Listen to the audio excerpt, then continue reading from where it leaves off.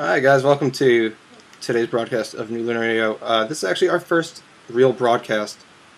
I'd like to also introduce Matthew Sager, also known as Darkman67. He's our new co-host. Hold on. You want to say a little bit about yourself and introduce who you are? Well, I'm an amateur voice actor. I'm a singer. I'm about to go to college. I think I've answered most of these questions for a lot of the people listening, but for those who don't know me, I'm new to this whole thing also, so I'm kind of learning as I go. But this is going to be fun. That's really what it's all about. It's about having fun, connecting with the community, and kind of giving back to a group that has done so much for us. Exactly. For the picture, it's going to be up here. If you guys are going to be watching this on YouTube, so I'm going to upload a recording, hopefully, if my software doesn't crash or do something crazy. The vector that I'm putting up there, which you might have already seen on Equestria Daily or Peter News' Facebook page, I want to give credit to one of my friends on DeviantArt, Kaizenworks. Go check out his stuff. I will post a link to my Twitter soon enough, probably after this. And speaking of Peter New, our special guest today, who we'll be interviewing and talking to, none other than the voice of Big Macintosh himself. Hi, that's me. Well, thank you for joining us. A pleasure to be here. Thank you for having me. It's an honor to have you here. Especially, again, first broadcast, to have someone that actually works on the show, eager to help us, eager to join us. It's definitely an amazing feeling. Well, you know, it's an amazing community that has sprung up out of this show, and that's a humbling honor for us who work on the show to see that happening. So, you know, the impulse is to help out as much as you can, because you think this doesn't happen with every show you work on. It doesn't happen every day, and this is a really marvelous thing that's going on. So it's a pleasure to be here, really. All right, so we're going to start the questions now. First thing, why don't you tell us a little bit about yourself, the person behind the voice? All right, well, I'm a Scorpio. I have hazel eyes. I don't know what you want me to know. What do you want me to tell you? I guess maybe a few hobbies, a few things you worked on outside of My Little Pony, stuff like that. Sure. Most recent thing I worked on was an animated feature called Gula City, where I played a pig named Dig, who was ostensibly supposed to be Bob Hope from a Hope and Crosby Road movie. Although I think I ended up crossing him with Lou Costello quite a bit. And other than that, I'm the guy that does like a couple of little voices on every single show you've ever heard of, you know. So I've been little things on Inuyasha and Hikaru no Go and a couple of Barbie movies and everything else that is happening. So it's a longer and longer resume all the time. You have done some actual acting as well, from what I've seen. You were in The Imaginary Dr. Parnassus. I remember. Yes. Agent Cody and again, Banks. my career seems to be, you know, a couple of days in every movie. So I was, you know, stuttering paramedic in Parnassus, and I was Rosie Chuck, the CIA guard in Agent Cody Banks. Daphne's tattooed fan number 2 in Scooby-Doo 2. Those are my proud achievements in the world of Hollywood. But the Imaginarium was a tremendous honor. That is the only time I've ever said to my agent, listen, if a particular director comes through town, I will do anything on that movie. And that was Terry Gilliam. And so when that movie came through town and I had the opportunity to audition, that was a dream come true. So I'm quite happy to be stuttering paramedic in that movie. I would have done less. Speaking of acting and voice acting, how did you get into the industry? How did you start? Like, who inspired you? Who influenced you? And how did you kind of get your name out there? Well, I mean, the story really, I mean, back in high school is when it really started for me. That's when I knew that I wanted to be an actor. It took me a long time to figure out that the way that I was trying to do it was not the right way. Because I really wanted to be discovered, and I didn't want to put in and pay my dues, and I was an arrogant teen. And so I started a sketch comedy troupe and performed live around Vancouver here, and you know, just kept myself busy with it until I finally figured out, you know, the way to make a living at it, and the way to have it be a career is actually to get the agent and actually go to the auditions and audition for at least to begin with, audition for the small parts, and then you start to make a living, and that living begins to expand, as with any career. If you're halfway as good at it, you can make it. Mm-hmm. And so that's the short version of that. Well, I mean, coming from somebody who does a little bit of voice acting, I mean, just volunteer stuff at this point, it's kind of an intimidating process. How did you overcome that sort of initial intimidation of there's all these great names out there and I'm me? How do you overcome that? Oh, I'm still working on it, and I think you continue to work on it your entire life. The first time I ever did a voice audition, because I don't know how many people out there know how that works. You go into a booth and you put on a set of headphones, and all the people that you're auditioning for are on the other side of a pane of soundproof glass. And it took me, even the first few auditions, it took me forever to get over the fact that after you do a take, they mute you, and they mute themselves. So they can't hear you, you can't hear them. But you can see that they're talking. They're chatting. They're nodding, they're shaking their heads, they're wiggling their hand in that I don't know so kind of way, and you take everything really personally at first, I think, and that can really stress you out. Certainly, it stressed me out at the beginning, and it took me a long time to realize that mostly what they're doing is saying, "Did we get all of that, or did I hear a thump? No, I heard a thump. Is it okay? Can we pull it? I don't know. I think maybe we can make it work." You know, so it's not even about you then. It's nothing to do with you half the time. And even if it is to do with you, they're going to come back on the mic in a minute and say, okay, well, let's try it again and try it this way or that way, the other way. And therefore you have the opportunity to do it again and improve. And so the less you take anything personally, the more confident you can be in your seconds and third takes. I had an audition actually just the other day where I did my version of the character, and it was a voice audition, and the director came back on the line afterwards and said, okay, so really those were the obvious choices. You know, that's where you should start, so why don't we go back and do it again and give me something more from there. And I think earlier in my career I would have really taken that personally and found it hard to do anything remotely good after a comment like that. But I understand now that what that's coming from is really a place of encouragement, a place of the director wants me to stand out. The director knows I can stand out. And so it's really a way to say, look, 100 guys have come in here and done the same thing. How do you want to be take 100 when the producers listen to it and try to decide? Or do you want to be the one take that people go, oh. And so, you know, you just keep working on getting to that place where you hear what they're saying instead of what it sounds like in your heart at first. If that makes sense. Makes a lot of sense. Especially you mentioned the whole thing about the thump noise. As an audio engineer, I kind of sympathize with that. So, one little mistake could throw you off completely. I have to re-record now. Yeah, it can be the best take in the world, but you just hear that faint, you know, that somebody hammered the thing in the middle of it. Yeah. Oh, what's that? As somebody with terrible equipment. Yeah. Yeah. Or, you know, just the performance. Sometimes there's a popped P in the performance. If you blow the letter P right into the microphone, it sounds like instead of a P, and you have to do that. Yeah. You know, those little issues. Edit around it. Anyway, on with the next question. Yes. What did you want to be when you grew up? Because I know when I was a kid, I wanted to be a police officer for who knows what reason, but now I'm going to college to be an audio engineer. I'm also a computer science minor, so completely different. What about you? Well, like I said, it was probably grade 9 where I decided I wanted to be an actor. So we're really casting back to other ideas. But before that, I do remember a few years I wanted to be an architect, and I still do have a fondness for architecture. I was quite pleased when in New York recently to be able to take pictures of buildings designed by Frank Gehry, and when I was in Seattle in the spring, I was quite happy to go to the Experience Music Project for the same reason. So I'm quite fond of architecture still, but I don't think it's really in me to be the artist in that way that I thought I would be. Excuse me.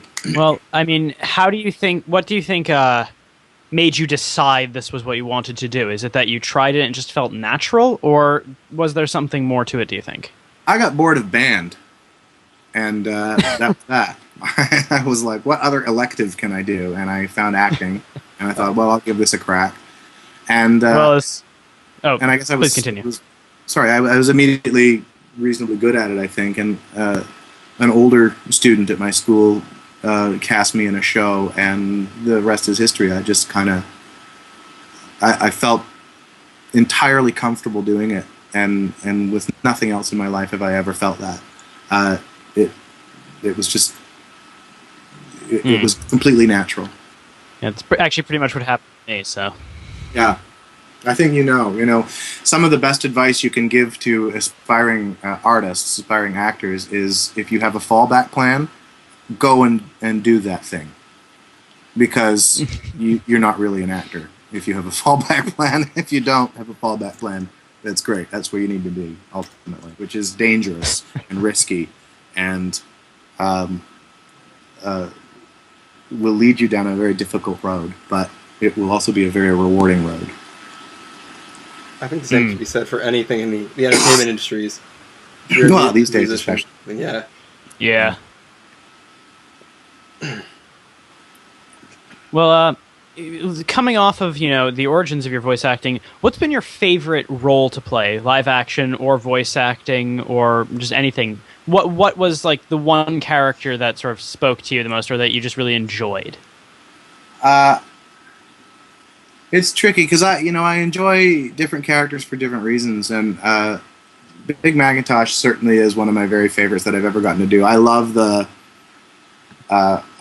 gag of the character who doesn't say much, but when he does talk, there's something very meaningful about it, even though it's only one word or a few words. So I'm really fond of that. But then on the complete opposite end of things, I did a movie last year that I was recently nominated for an award for, called Sunflower Hour, where I play a sort of horrifyingly misogynist producer of pornography who has now gotten himself into children's television, which is hilarious. But he's this foul guy, and there's something really entertaining for me about being able to bury myself so deeply in something which is so unlike me, and it was just there's a real fun in that as an actor, to be able to give yourself the permission to go so far in a different direction from where your day-to-day impulses take you. So that was really fun. And then Parnassus was fun because of who I got to work with and everything. It's hard to narrow it down because there's so many different reasons. I completely understand. Yeah. It's always fun to play the role. Okay. Sorry. Speaking of your favorite roles, were there any that you kind of left the booth wishing you could have done in any different way, or maybe a little bit better? Yeah, I mean, even with some of my favorite ones, there's always that. Sometimes it moves by so fast that you think, I really could have done this better. You get 3 or 4 takes at the most, usually, on a line in animation. I mean, sometimes they work it more, but you often find yourself, they move on because they need to get the show recorded before the end of their hours. But you find yourself leaving the studio thinking, geez, I really could have done that better, or I wish I'd said it this way. And, some of the best auditions, they say, happen on the bus ride home, because you think, oh, I made all these mistakes, and you don't really realize it until after you go. But in terms of the performance that you're delivering, you have to trust them, that they have what they want. The people on the other side of the glass are listening for a particular thing. There's a voice director there who's listening for a particular performance. There's an animation director there who's listening to, can I draw pictures off of those words that are going to be entertaining pictures? And if they are satisfied, then you have to trust them that your performance is, in fact, good enough. And a lot of the time, if you do sort of pipe up and say, I got a better one, you'll deliver it, and they'll go, no, okay, but I like that second one that you did better. So sometimes it's just about your own edification and not actually a better performance. Is that answering the question? I feel like I kind of rambled on there, but I'm a rambler apparently today. No, Hello. No, it's fine. Someone is I mean, it's asking, like is there, I see someone here says, is there going to be questions taken from chat? And I'm just going to answer, yup, in a while, if there's time. That's the correct answer, too. We'll hopefully be taking questions from the chat within, I guess, not really a few minutes, but closer to the end of the interview. If we do have time, we'll be taking questions. I'll mention it prior to taking it. So I'll keep an eye on the chats, and we'll be pre-reading some of the questions and giving them. All right. Yeah. Yeah, I think we're all keeping an eye on the chat. Pretty much. I saw that question. I felt I had to answer. I'm sure they enjoyed it.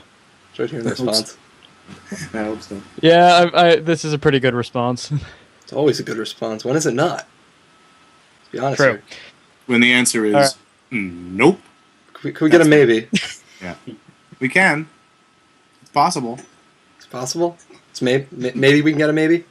Maybe. All right. Speaking of interacting with the community and everything, we know... Perfect segue. Thank you for that. Basically, we know that the whole Brony community was unexpected and just kind of exploded out of this whole idea of love and tolerance and the internet kind of melding. And I guess what I want to ask is, how do you feel about the Brony community as a whole? I think it's fantastic. It's the initial reaction is that there must be something strange going on, because before there was this community, there was nothing like this community. So you get a job working on a show for little girls, and all of a sudden you find out that men are interested in it, and you assume there's something strange here. There's something very weird going on. But of course, it's also curious to someone like me, and so rather than making my assumptions about it, I'm more inclined to do some research and do some Googling, which is what I did, and I found that what surprised me, I guess, about it, and I think what surprises a lot of people about it if they take the time to do that kind of research, is that it really is earnest. Which, of course, makes sense to all of you, I'm sure, because you are all earnest about it, which I really respect. But that's tricky to come to grips with before you know about it. Because I know, for me anyway, I came out of a generation that seems Sager dropped out. Sorry. Oh, yeah. So I'm still here? Yeah, you're still here. Yeah. If you want to keep going, go ahead. Yeah, sure. I feel like my generation, certainly, or certainly the way I am, I realized, and something that this community taught me, is that I realized I approached everything that was genuine and sweet with irony, and I had to do that because I think I grew up in an era that felt like the end of the world was always around the corner, and that it was difficult to actually connect with anything, and so to actually find that there's a community of people that are genuinely attracted to ideas of connection and friendship and harmony was surprising.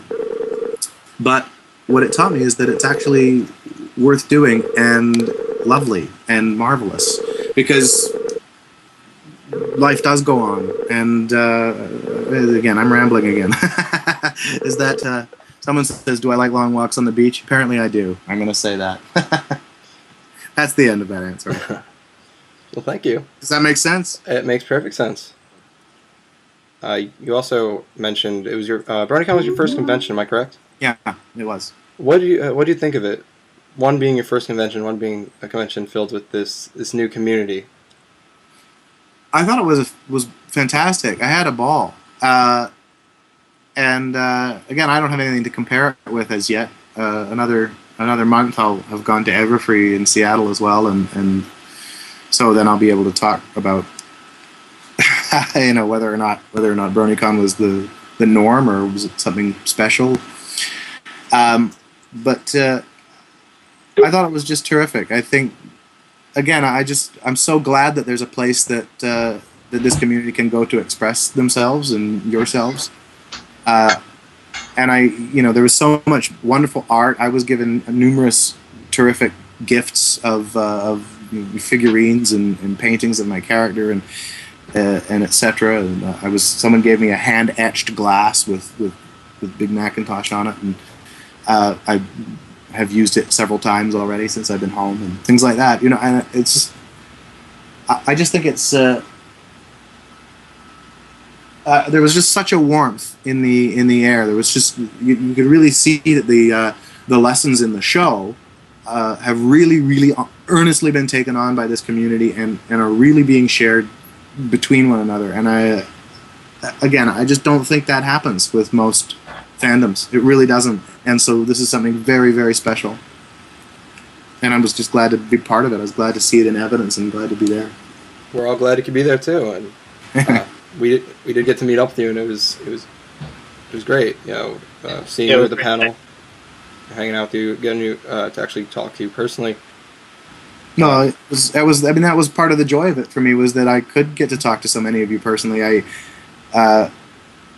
Again, so often your fans are disconnected from you because, even through Facebook or Twitter, I get to respond to people's questions or comments and whatever, and that feels somewhat personal. But there's nothing like being able to stand with somebody or sit with somebody and actually have a conversation and a laugh. And it was so great to be able to do that and to just commune, because this is a community in the most literal sense. It's a community, and it needs these spaces, I think, where communion can happen and you get to get together and really share this experience with each other. And I'm just delighted to be a part of it. Yeah, I gotta say, I felt kind of the same way. I got to meet a ton of people who I've known online for a long time, but now I can say I've met them face to face. So I'm gonna have to completely agree. It was a very special thing like that. Yeah. Also, with all the gifts you had, did they make it all home safely?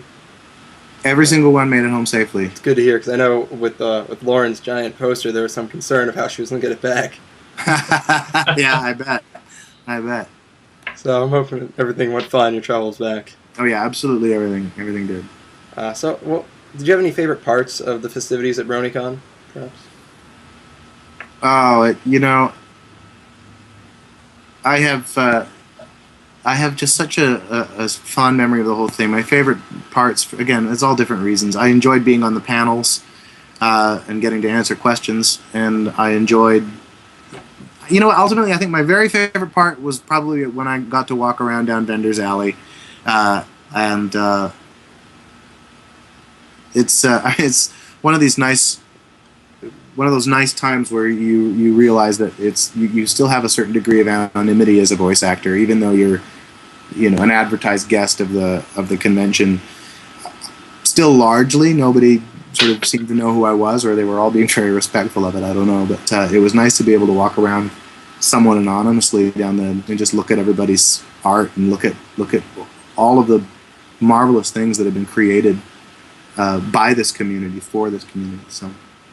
Yeah, the amount of creativity in the community is definitely something I always find myself really impressed by. All the music, the art, the writing. It's astonishing, yeah. That's kind of how I try to get myself involved, but creativity is kind of minimal for me. Yeah, same. Yeah, I do. I do it in my way, but I wish I could draw more, but I can't. I just never have been good at it. That's my one thing I wish I could do is draw. All right, so you really enjoyed the convention, but I know some people who were there did have a few complaints, such as the audio, especially in the main hall. Oh, the audio. Did you have any complaints that maybe we could improve on? Well, first of all, I know I'm not sure this is the avenue for me to answer those questions. Obviously, there were some things that I think they could improve on. I feel like they probably know that they could improve on those things themselves. Yeah, they probably do. And I don't really think it's the avenue for me to comment on that. I was saying it would be nice to see if we could kind of see what was the most common complaints and see if we could hand them along, maybe help them find a new venue, because I know they're looking for one. I think they mentioned Boston. Yeah, I really hope they choose that one, because I'm up here. And I'm all the way down here. Ha. Thank you. I think we have one more question to go, but do you have the time to take some viewer questions? Sure. Yeah. All right. All right, let's look to the stream. It seems most of the questions are actually being posted already over in the live stream. Let's see. Yeah. Who are we going to take here? Scroll up a bit for me. I think I saw a good one. Wow, That's wonderful. terrible. I can't scroll up. Hi. I say someone saying hi to me. Hi to the artist of Big Mac and Truck. Hello. Yeah. I see one here I could answer. All right. Go ahead. Acer Rubrum. I hope I'm saying it right. Sir. All right, Acer. Acer wants to know, do you think it odd to have such a fan base based on a character which in all but one episode never said more than a few words? I think it's odd to have a fan base. So I don't know how much of how odd I think it is. You know, I've been doing this job for a long time, and this is the first time that this kind of reaction has ever happened. I've certainly done characters that say more than Big Mac says, and in more episodes, like Ian Vashti in Gundam 00 was in almost all of the episodes, and yet nobody really knows who he is or cares, it seems, and that's fine. But you just get used to that. You just get used to, well, I'm going to work and I'm going to say my things, and then you kind of forget about it, and it goes out into the world, and people either like it or they don't, and you're busy doing the next thing. So it's a bit odd, not in a bad way, but it's odd to have a fan base. Period, because just because it's unexpected. So how much of that feeling of oddness comes from the existence of the fan base at all, and how much comes from the fact that it's a fan base based on yep and no? I don't know. I don't know how to separate those things, I guess is what I'm trying to get at. I don't know how to separate that question, if that makes any sense. I hope I get to say more things. Well, there's always the future. That's the future. Yeah, we'll see. Maybe, season 7 or something. Yes, maybe season 7, which I can neither confirm nor deny. I don't think anybody can at this point. But no, I don't think so. We can only hope. Here's one from the Divine Daybed. What's the strangest thing a fan has said to you or given to you? Good question. The strangest thing. Well, I wouldn't want to. Again, I don't want to really insult anybody. No. But maybe most unexpected thing then. The most unexpected thing. I think probably the most unexpected thing was somebody gave me a duct tape version of Big Macintosh, which is about 3 feet high. Just duct tape on cardboard, it was huge. That is amazing. Yeah, it was incredible, and I love it. I have it here at home, but I couldn't believe it. I just thought, first of all, and the thing is, there were versions of all of the characters.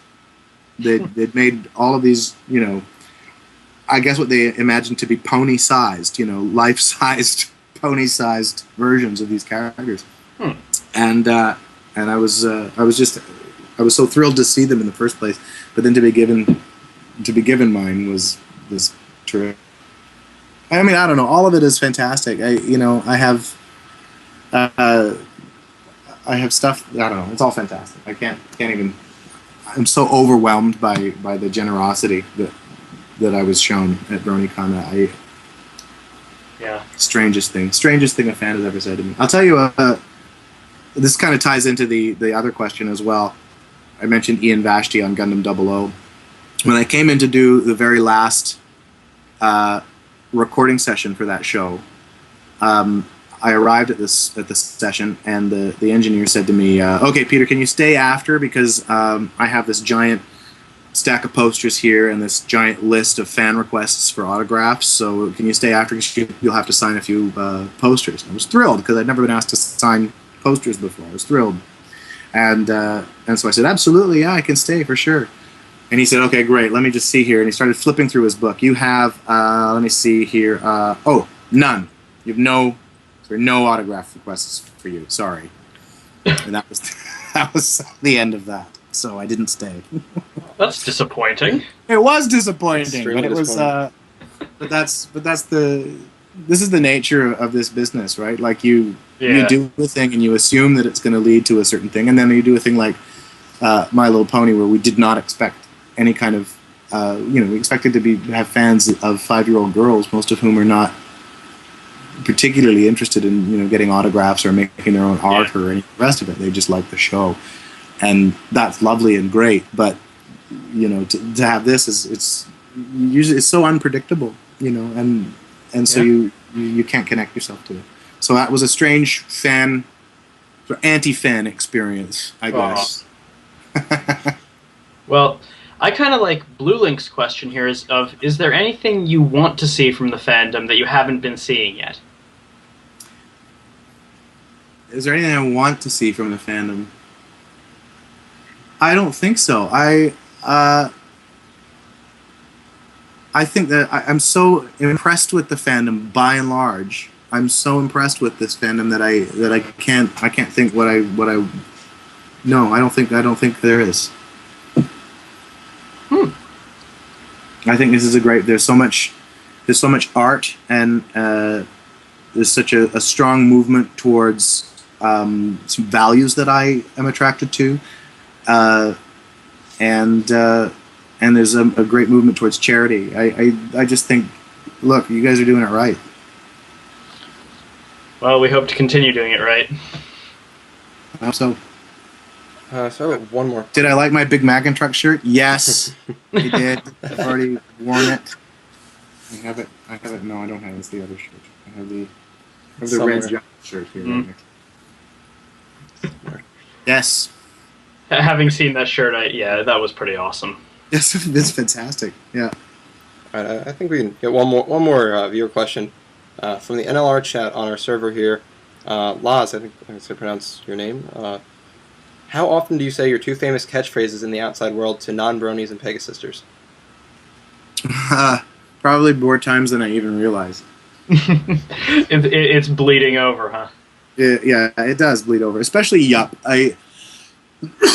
Nope, for some reason, is a bit more colloquial somehow. To have to stop and lean on that N a bit to say. Yeah, it feels. No, it's a bit more awkward.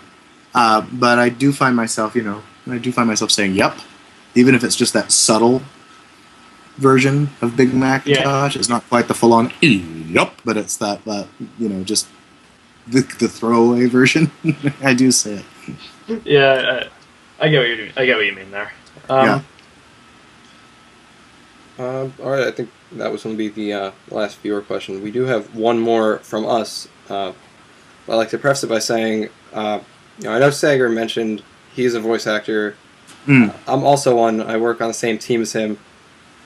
And the Big Mac voice actually kind of got me started in that, where I never had faith in my voice. Eventually did Big Mac impression, and that got Sager to notice me and get me to audition as a voice actor. So now I kind of find myself giving "yup" every now and then. Awesome. Perhaps you can give all of us some advice on how to, get started from basically being where we are, getting our name out there ourselves. Perhaps any advice at all? You just have to keep doing it. Ultimately, a lot of it is your talent. A lot of it is being in the right place at the right time, luck, and a lot of it is persistence.